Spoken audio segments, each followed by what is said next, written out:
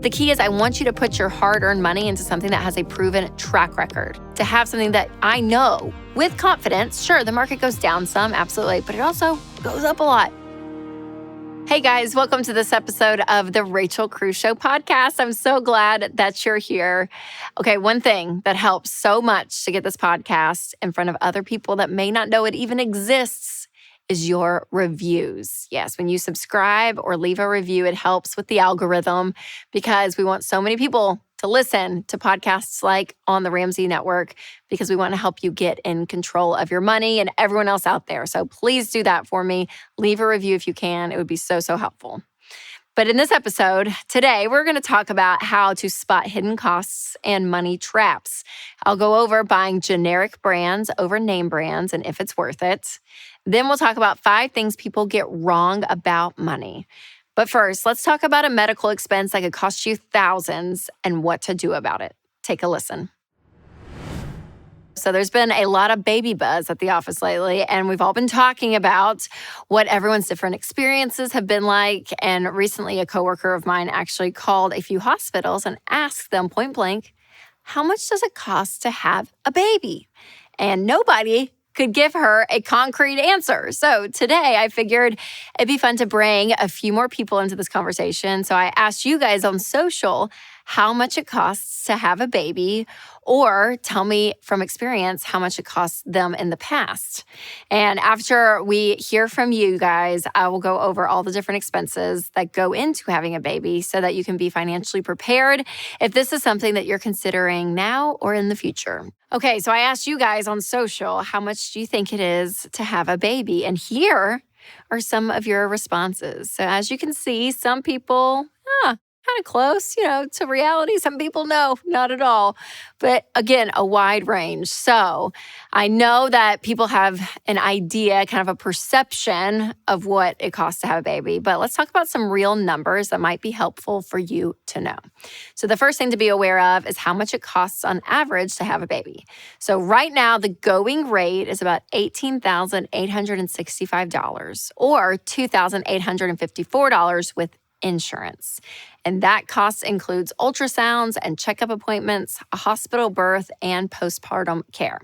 Now, obviously, the exact number can be based on so many factors. For example, the cost of a C-section is around $26,280. or $3,214 out of pocket. And on the other hand, home births generally are cheaper than hospital births. And the estimated cost for that is about $4,650. And that includes a midwife, prenatal, and postnatal care. Now, keep in mind, insurance coverage can vary on non-traditional birth locations. A home birth, for example, costs on average $4,650 for prenatal, delivery, and postpartum care, as long as mom doesn't have any complications. Now, at birthing centers, which are rising in popularity, the average total cost for that is around $8,309. And again, location also matters on a large scale. So costs vary depending on which state you give birth in, along with other factors like insurance policy, length of hospital stay, or unexpected health complications for the mom or the baby. All right, the second baby expense to be prepared for are purchases that you need to make before the baby arrives. So there's certain things like health stuff that you might adjust for, like prenatal vitamins, or maybe you're going to be eating healthier, so your grocery budget may be a little higher. But then there's things like buying clothing items for the baby. This is stocking up on baby essentials that can be very expensive, like car seats and strollers, even baby clothes, a crib, a diaper bag, a baby monitor, a high chair, changing table, all the things. And there are pre-baby expenses, and then there are post-baby expenses, which brings me to the third type of expense to prepare for, and that is items that you need to repurchase after baby arrives. So think about formula and wipes, baby powder, pacifiers, books, toys, blankets, and clothes. More clothes, always, always, always. And don't get me started on the diaper situation. You go through them so fast. I mean, it was so funny. I feel like we bought some diapers. I'm like, yes, a little 12-pack will last us a little bit. And within 2 days, you're like, we need more diapers. You just go through them so quickly. Now, one thing I'll say that we did not spend money on was like the traditional baby furniture for the most part. We got like a glider, a chair, a comfy chair, which was worth it. That was a great investment. But things like a traditional changing table, all of that, we didn't. I just got a regular dresser and then put like a changing pad on top. So I did kind of find ways to cut expenses. I did not spend a lot of money on the crib. I did spend a lot of money on our stroller, which we still have 3 kids later. Thank you very much. So there are some things to invest in. Again, it's the utility stuff for me that you're going to be using. A good baby monitor, a stroller, car seat. It's that kind of stuff that needs to be durable. But like the crib and the furniture and all that, I think you can go less expensive on and be totally fine. All right, finally, along with all of the tangible and physical things that you need, number 4 is the logistical expense that you need to plan for. So think about maternity or paternity leave. Is it paid? Is it not paid? Are you going to have someone help with childcare? Or will that be another expense in your budget if you return to work? And if some of you are feeling like, oh my gosh, there's a lot of numbers going on. I know, there is. There's a lot preparing for a new baby. I mean, from not just the money, but everything else. But I am a firm believer that money should never slow you down if you want to start a family. So the truth is, nobody's going to be 100% ready to have a baby. So if it's something that you guys are considering and that's something you want to do right now, do it. Have a baby. Absolutely. All right, let's talk about how to get a plan in place for your money if you are anticipating a pregnancy or a new baby in the future. So we talked about budgeting, and budgeting is really key. So Every Dollar is one of my favorite budgeting apps, but understanding where your income is going is going to help you plan and let your money go further. So make sure to download Every Dollar. It's a free budgeting app because it will help you in this season. And, some people want to be completely debt-free before they start a family, and that's fine if you want to be, but I think big life decisions like getting married or having a baby, all of that, you don't have to be debt-free. As much as you guys know, I want you to pay off your debt. I also don't want life to be stopped. So if that's something you want to do, that's great. Now, is it less stressful if you don't have debt and you have money saved and you bring a baby in? Sure, absolutely. But also, don't let that stop you. If you guys still are working on your student loan debt and all that, but you want to start a family, start your family. Okay, so I know that's a lot, you guys. So there's a lot of conversations to have, but I think it's very exciting. And again, I work with some people and have some friends, and this is a constant conversation because there's babies coming and it's so exciting. So if you are expecting, congratulations. Or if you're about to start a family or want to, it's great. It's wonderful.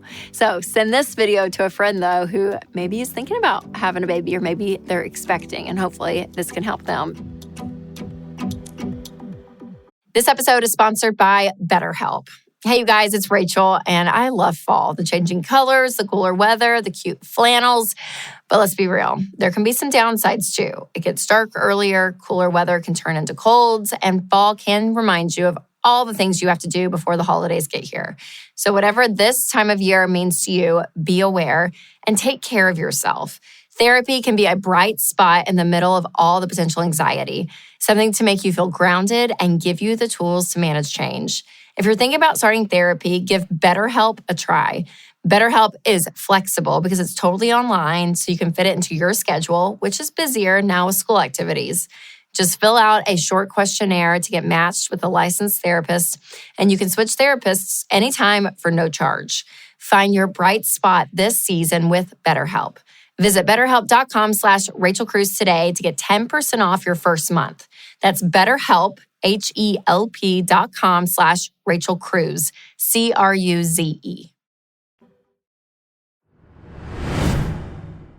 Now, the point of this episode isn't to make you feel embarrassed or guilty if you're someone who has a history of some of these bad habits, but I do want to shine an important light on some of the common misconceptions when it comes to budgeting and spending. And there are a lot of these voices out there in the personal finance world, and I want to make sure that you're hearing the ones that are pointing you towards a path where you can make lasting progress with your money. So first and foremost, let's talk about credit cards. So despite the U.S. hitting over $1 trillion in consumer debt this past August, credit cards are still something that a lot of people think that they need to have to get started financially or to be successful financially. And people claim that credit cards are helpful to build credit in order to buy a home, protecting against fraud, paying for emergencies and getting rewards and cash back and points and all the things. So now, is all that true? Do credit cards do all those things? I mean, to a degree, sure. If you don't have money, could it be an emergency fund? Yeah.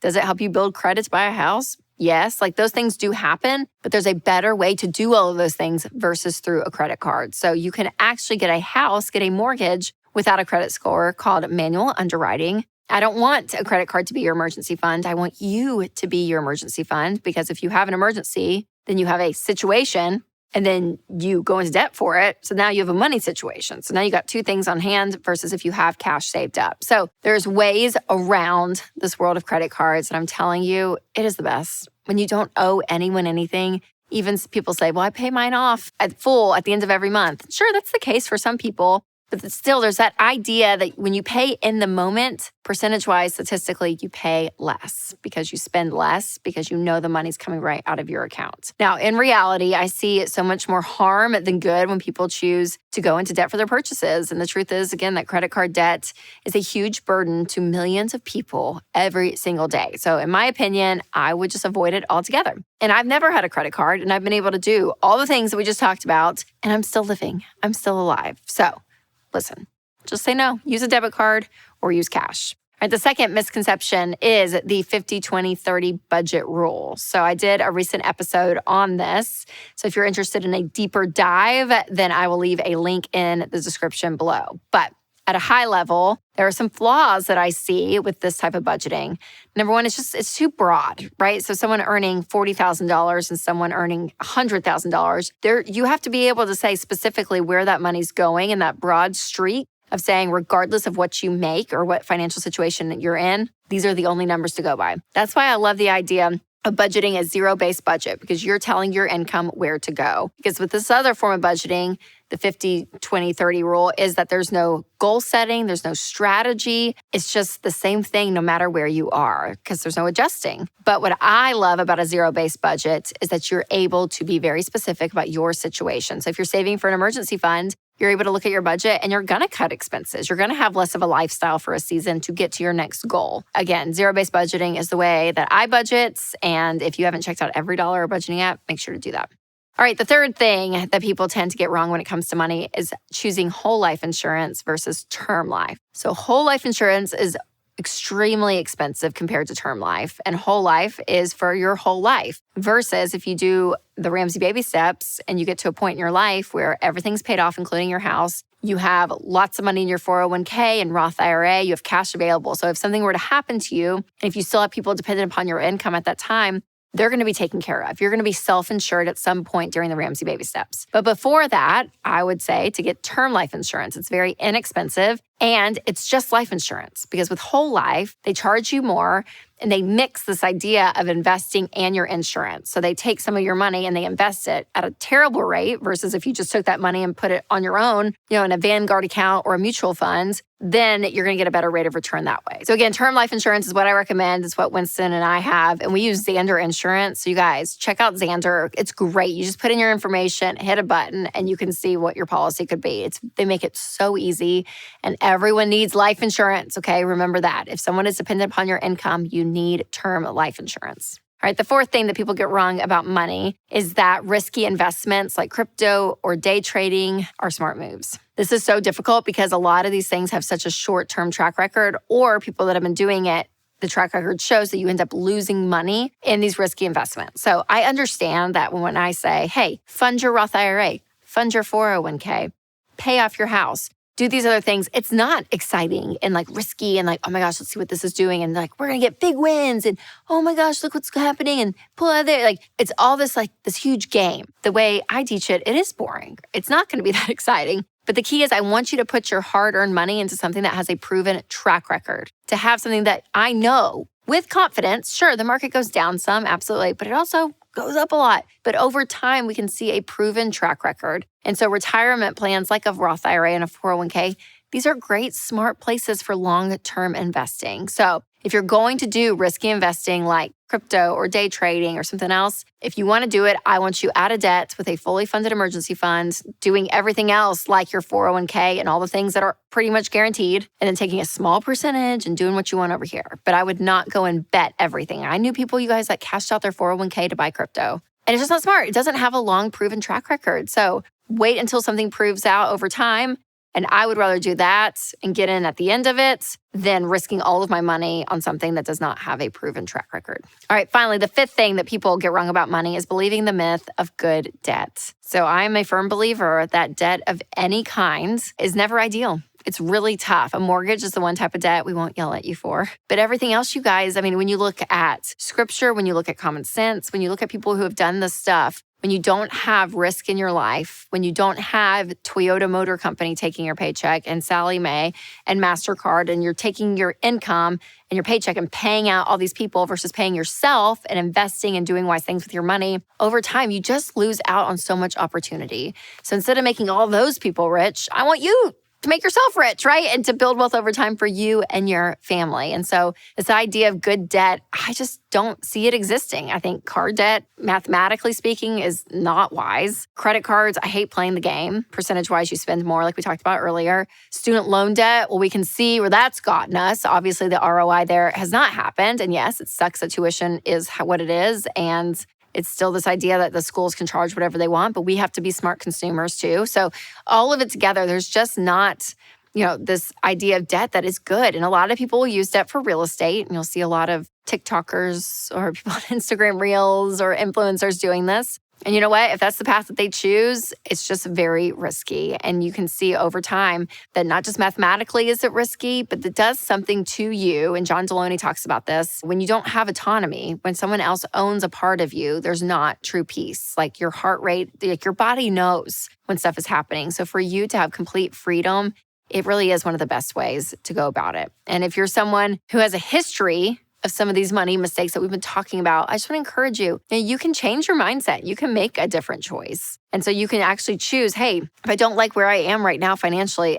you have to make other decisions. You can say, I want to make different decisions with money. But I would recommend making those changes as soon as possible. And if you need help, I really would encourage you to check out Financial Peace University. It's a great place to start. FPU is a personal finance course that consists of 9 individual lessons that walk you through exactly how to take control of your money. So you can go to RamseySolutions.com to learn more and get signed up there. And send this video to a friend who maybe is kind of on that good debt train. Hey guys, it's Rachel. If healthcare costs are increasing while your available choices are decreasing, check out Christian Healthcare Ministries. CHM is a biblically based health cost-sharing ministry, and it's an affordable alternative to health insurance. Find out more at chministries.org/budget. That's chministries.org/budget. Today, I'm letting you in on a little experiment that I tried at my house recently. So I wanted to compare a few name brand items to their generic store brand version. So I secretly swapped out 4 of my kids' favorite snacks without telling them to see if they could see a difference or tell a difference, taste a difference. So I'll share all the details with you. Plus, we'll calculate what the price difference would be if you were to do this for a full year. So I know this sounds really simple, but you'll be shocked about how big of an impact this one little adjustment can make to your overall budget. So just FYI, I usually shop at Publix for my groceries. So my swaps were, again, the name brand to the Publix brand version of these snacks. So the first snack that I swapped out was raisins. My kids love raisins. I don't know why. I'm not a big raisin fan, but somehow they were into it. So I normally, get those like classic red Sun-Maid raisin packs or like get the big container. So this time I got the Publix version. So it's really not as cute or nostalgic. And their design is just white. But it's fine. It's fine. And it was almost $3 cheaper. So the name brand for a pack of 6 of the little boxes for $4.99. The Publix was $2.06. So a difference of $2.93. And did the kids notice? No.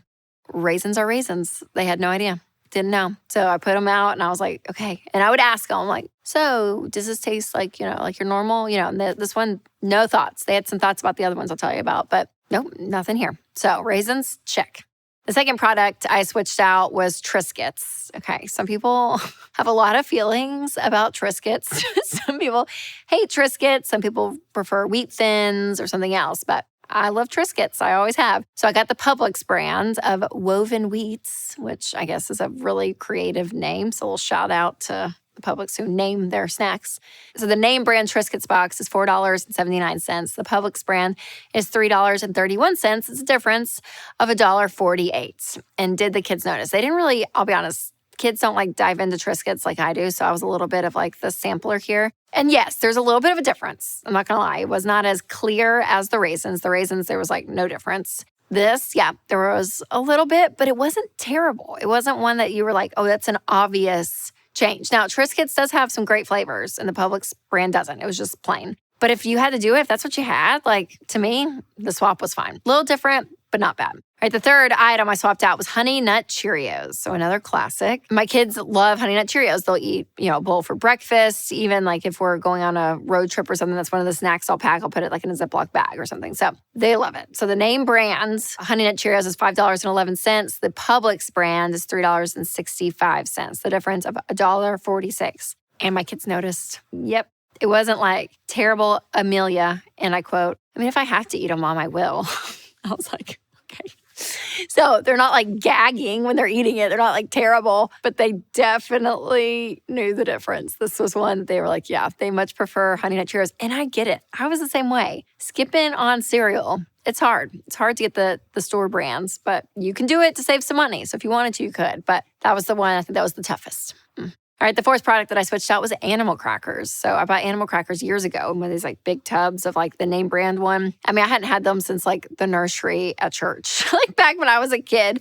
But my kids loved them. I mean, they loved them. So this was something that I thought, okay, I wanted to kind of just switch out and see what they think. So the name brand is $4.99. The Publix brand was $3.31, difference of $1.68. And they didn't fully notice, but I could tell and I tasted it. Yeah, there's a little bit of a texture difference, but it's not terrible because let's be honest, they're animal crackers. Like they're not the most wonderful thing, in my opinion, in the world. So even a nice little swap to, have, a little bit cheaper, I think is fine. So this one, I feel confident you could pull off. All right, now that I've shared some examples of my family's grocery budget, let's do some math and calculate how much money this could save of just swapping these items. So if you add up the difference of the 4 items, there was a difference of $7.55. So typically I shop about once a week to get our groceries. So you multiply that by 4 and then by 12, and that comes out almost $362 a year. And that's just on 4 things, you guys. 4 things. So you could save hundreds of dollars a year by applying this method to things like toiletries, paper products, cleaning supplies. I mean, it's pretty wild. So it sounds like a really simple no-brainer, but I'll admit, I even didn't realize the factor of like 4 items and what that could save me in a year. So when I'm in a rush, I am way more likely to grab a package that just looks familiar, from what I'm used to. But part of taking control of your money is being aware of unconscious money habits like these and just being intentional with some changes. And making small adjustments like this day to day really does add up in the long run. And no, I'm not saying that buying generic brands of everything will make you a millionaire, okay? We're reasonable here, but it can free up some space in your budget if you're looking for that margin. So in my opinion, the secret to creating even more margin over time is just keeping track of your spending. And one of the best places to do that is the Every Dollar app. It's the budgeting app that my family and I use to keep track of our spending every single month with every purchase. And I highly recommend it. So if you are a pro budgeter, or maybe you're brand new to budgeting, or maybe you're just curious, give it a try, you guys. Check out Every Dollar. I'd also love to know what your favorite generic swaps are and comment below because I want to see, because we're all about saving some money around here. So send this video to a friend who loves a good bargain hunt. So again, I was pretty shocked that the kids, they like some of the generic stuff just the same. And I just couldn't believe how much money that would have saved me. So again, these little choices, you guys, can help so much in the long run. So thanks again for listening to this episode. I always hope that this content and this podcast is helpful to you guys. I'm so thankful that you listen and that we're on this journey together. So remember to take control of your money and create a life you love.